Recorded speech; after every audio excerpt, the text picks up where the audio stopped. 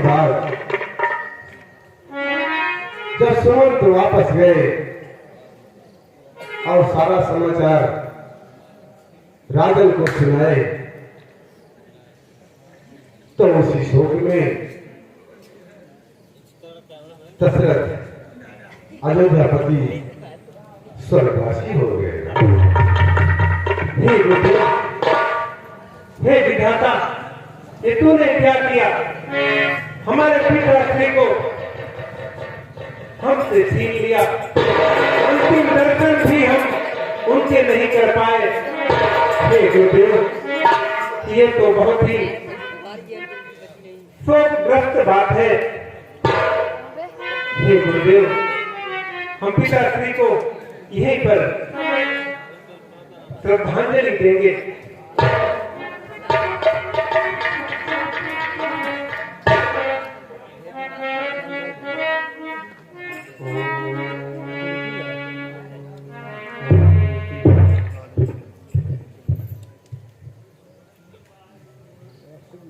हे विधाता, हमारे पिताश्री के आत्मा को शांति प्रदान करें। ओम शांति शांति।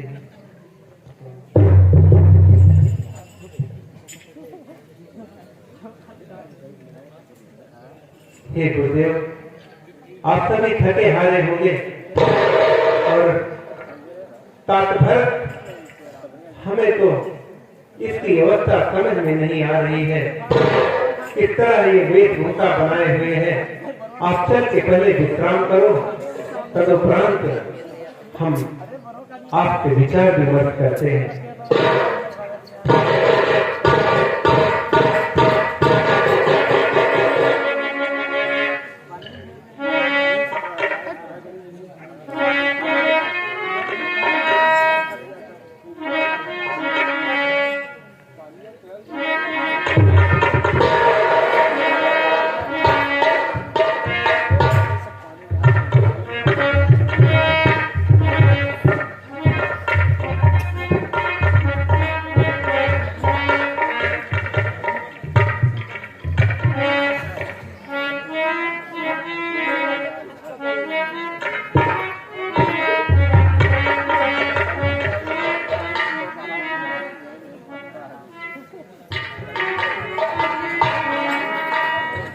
हे गुरुदेव, भरत ने एक ऐसी दशा बनाई है और आप सभी के यहाँ आने का कारण क्या है?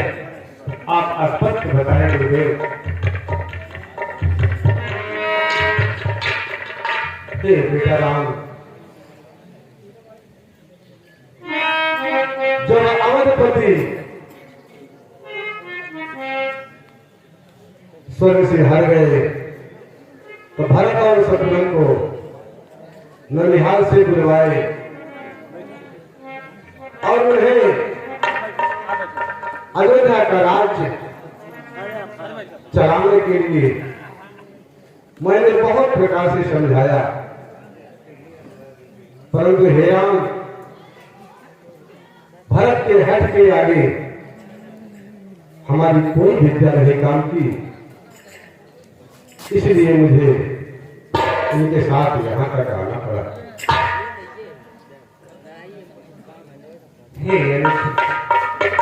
हे भरत, तुम्हारे अंदर में जो भी भाव है ये राम भली भांति समझ रहा है। तुम स्पष्ट कहो, यहाँ पर आने का तुम्हारा क्या कारण है? हे भैया, ये आपका दास ये भरत हाथ पर क्या बिगाड़ा था नाक जो इसे अयोध्या छोड़कर आप भरत चले गए?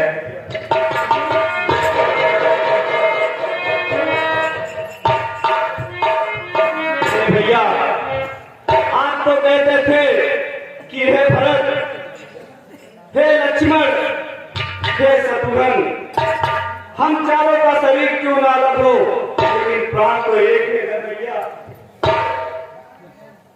हे भैया, माता से जो अन्याय हुआ उसका पछताया ताप उन्हें।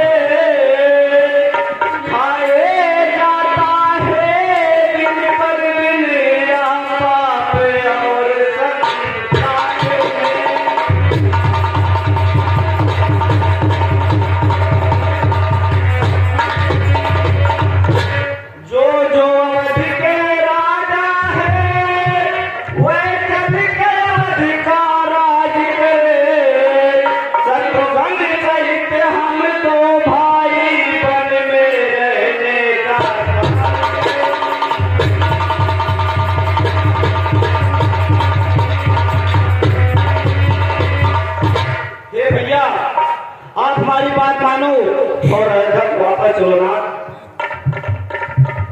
हे भरत, सर्वप्रथम तुम ये अपने विचार से निकाल दो कि माता ने गलत निर्णय लिया है। उनका कोई भी दोष नहीं है, उनको आप गलत मत समझो। माता के प्रति ऐसा कहना मेरे लिए नाही हितकर है। ये राम सदा माता के चरणों का रहता किसकर है।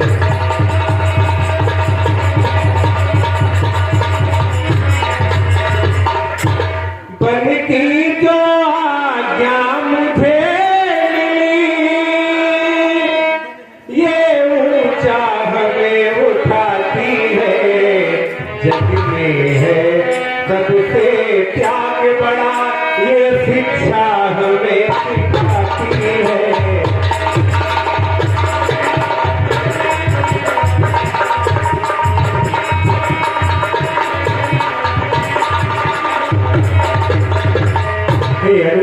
आप इसको अपने विचार से निकाल दें।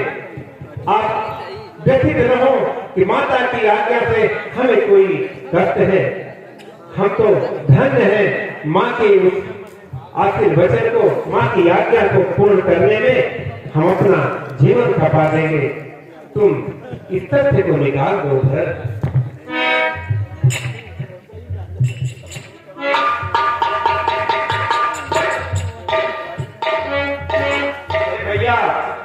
ये भरत आपके बगैर जीवित नहीं रहेगा भैया, आपके बगैर जीवित नहीं रहेगा। आप अयोध्या वापस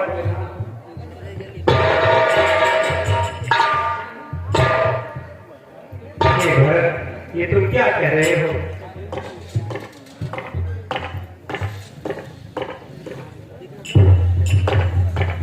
तुम तो ज्ञानी भी हो। इस क्षण भले ही तुम प्रेम के भाव में आकर ऐसी बातें कर रहे हो, धर्म के जानने वाले हो। हे भरत, तनिक विचार करो। नहीं भैया, आपको अवश्य अयोध्या वापस जाना पड़ेगा भैया।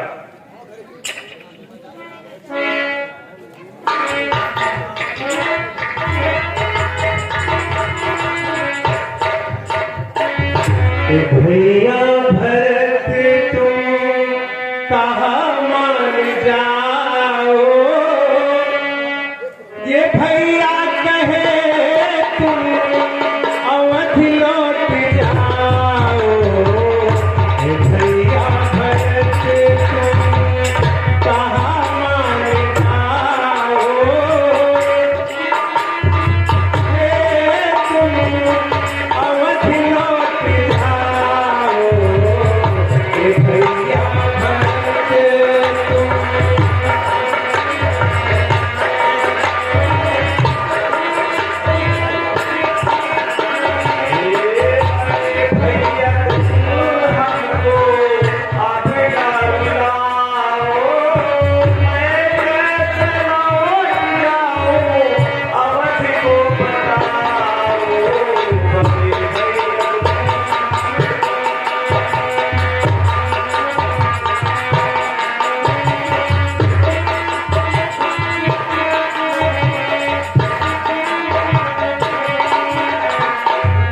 जो माता की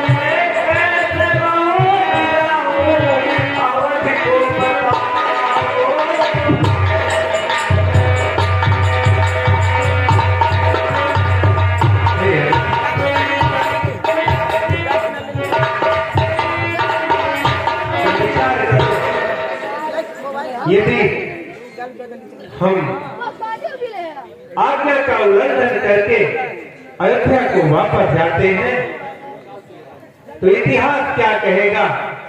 ये राम अपने छोटे भाई को वन में भेज दिया और स्वयं राजपाट के लिए वापस चला आया। हे अनुज, धर्म यही है। यदि हमें माता की आज्ञा है, हमको पिताश्री की इच्छा है, जो इस क्षण इस पृथ्वी लोक पर भी नहीं है, यदि उनकी इच्छा का उल्लंघन होता है तो उन्हें बहुत कष्ट होगा। हे तात, तनिक विचार करो।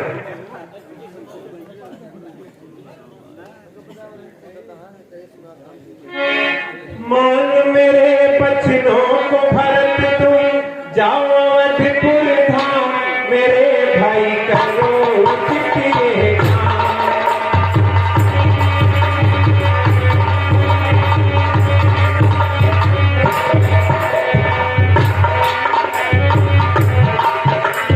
मान मेरे बचनों को भरत तुम जाओ अवधपुर धाम, मेरे भाई करो उचित ये काम, मेरे भाई करो उचित ये काम।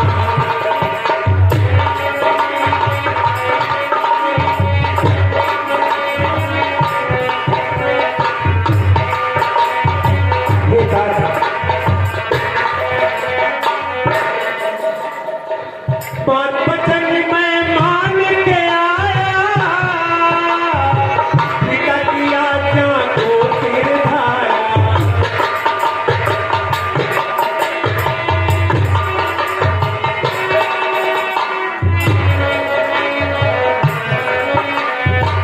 बात वचन मैं मान के आया, पिता की आज्ञा को सिर धाया। मात पिता की आज्ञा मान थे मिले विश्राम, मेरे भाई करो उचित ये काम, मेरे भाई करो उचित ये काम।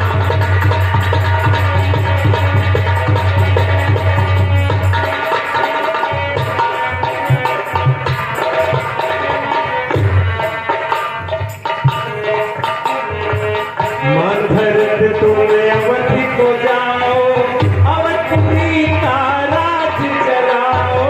मान भरत तुम अवधि को जाओ, अवधपुरी का राज चलाओ।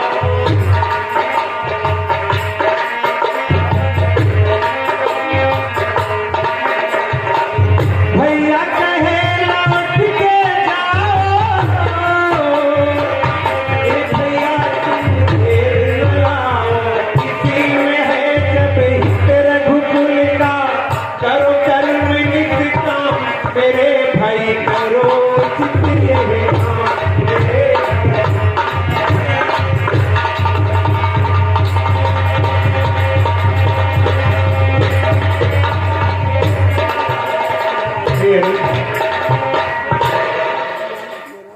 तुम इस क्षण दुखी हो, हमसे अत्यंत स्नेह रखते हो, परंतु धर्म अधर्म, न्याय अन्याय, उचित अनुचित का विचार करते हुए तुम्हें अयोध्या वापस जाना होगा।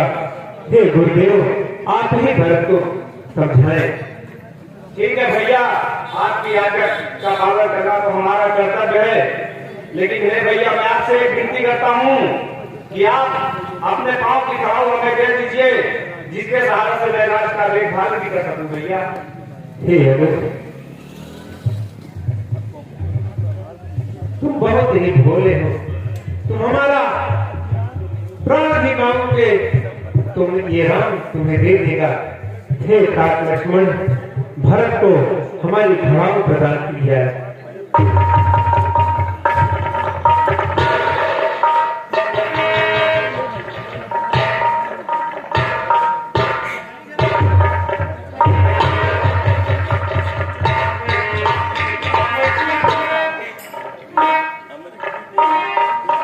हे गुरुदेव, आप तो जानते हैं भरत इस क्षण व्यथित है। अयोध्या में आपसे बढ़कर इस क्षण कोई देखने वाला नहीं है। आप इसका ख्याल रखना और अयोध्या नगरी में किसी भी प्रकार का आंदोलन न हो, आप अपना ही निगाह गड़ाए रखना गुरुदेव। हे राम, तुम बिल्कुल निश्चित हो जाओ। ये भरत राज्य का कार्य संभालने में कुशल है। अब तुम्हारे पांव की पावनी के सहारे भरत अयोध्या का राज्य का कार्यभार अवश्य संभालेगा। ये मैं वचन देता हूं, इसमें कोई कमी नहीं होगी।